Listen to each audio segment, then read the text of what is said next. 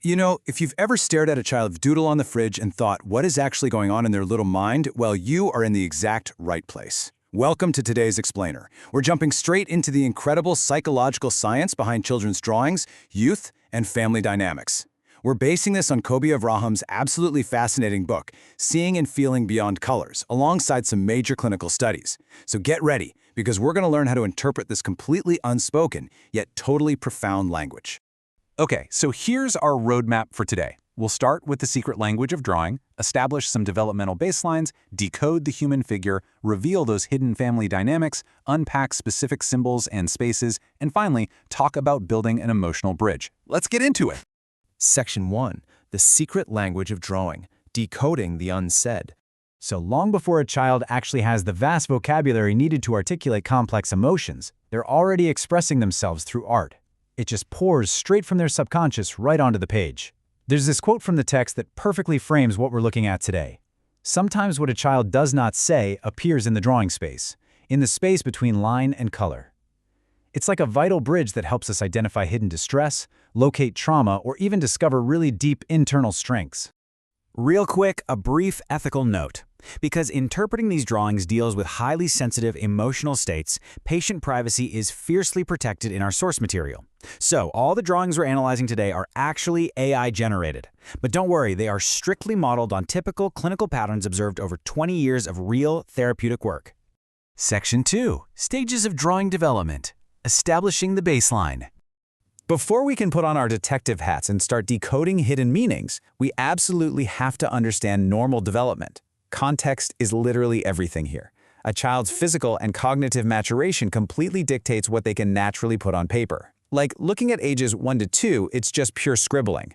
By 3 to 4, you start getting these adorable little tadpole figures. You know, circles with stick limbs. Distinct faces and clothes don't even really show up until ages 5 or 6.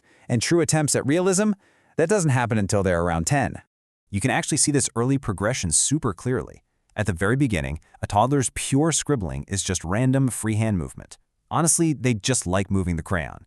But right after that, in the advanced scribbling stage, you'll start to see repeating circles emerge. That's a huge milestone because the child is actively starting to connect their physical hand movement to an actual visual result. But here's a completely crucial nuance that catches so many adults off guard. If you see a 9-year-old drawing a figure that looks exactly like a 4-year-old's tadpole person, it does not automatically mean they have a developmental delay. Actually, science tells us this can be a massive red flag for emotional regression or severe inhibition. So it's an emotional block, not a physical one. We have to keep that in mind. Section 3. Decoding the human figure. The self on paper. Whenever a child draws a single person, they're giving us a direct, unfiltered window into their self-perception. It is almost never just a random body. Even analyzing something as basic as size is incredibly revealing. For instance, an unusually large figure might mean a really positive need for visibility, or it could indicate negative emotional flooding. On the flip side, a tiny figure might show positive emotional restraint, but it could also point to a damaged self-image or a profound feeling of just being erased. Beyond just the size, we kind of become structural detectives. We look at their connection to the body, like are their proportions completely wild? Are the hands purposely hidden? We also look for a sense of control. Is the figure planted stably on the ground, or are they clutching an object for dear life? And of course, we look at relationships. Is there eye contact, or is the figure totally isolated, shoved off into a corner? Section 4. Revealing hidden family dynamics. The emotional ecosystem. Okay, this is where things get truly fascinating. Children will unconsciously map out the complex emotional ecosystem of their entire family on a single piece of paper. When we look at these, we want to ask some rapid-fire questions. Who was drawn first? Who is surprisingly large or strangely small? Wait, is someone missing from the family entirely? Is there eye contact between them? Are they all standing on the exact same ground level? The thing is, when a kid draws their family, they rarely set it up chronologically like a formal family photo. Instead, they position people based entirely on their emotional reality. They group figures together based on warmth, love, admiration, or sometimes fear and alienation. Basically, on the page, physical closeness equals emotional closeness. Just contrast these two layouts for a second. A family drawn in a single straight line is pretty straightforward, But if a family is drawn on vertical platforms, or like stairs, that perfectly depicts the child's perception of rank and status within the household. And here's a really interesting twist. In a three-tier drawing, that middle level is actually the most significant. It represents the emotional core of the child, showing us exactly where their focus and attention are centered. Section 5. Decoding symbols and spaces. The hidden motifs. So, aside from drawing people, kids rely on a bunch of recurring visual symbols. It's basically a universal visual dictionary. To ground this in some quantifiable research, let's look at a massive one, the sun. Studies show that a whopping 1 out of 3 family drawings, so about 33%, include the sun. It literally pops up everywhere. But why the sun? Well, clinical studies revealed that the sun is widely recognized as a profound symbol of the maternal bond.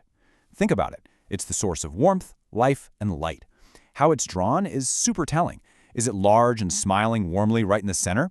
Or is it tiny and hidden behind a heavy dark cloud? That often indicates exactly how the child is interpreting their mother's attitude toward them. Other environmental details act just like a dictionary too. Heavy fences, walls, or thick boundaries, that usually signals fear and a real need for protection. What about swirling, heavy, dark colors around one specific figure? Unfortunately, that generally translates to sadness, worry, or a negative experience with that person. But conversely, if figures are physically hugging, that confirms deep emotional proximity and a real sense of safety.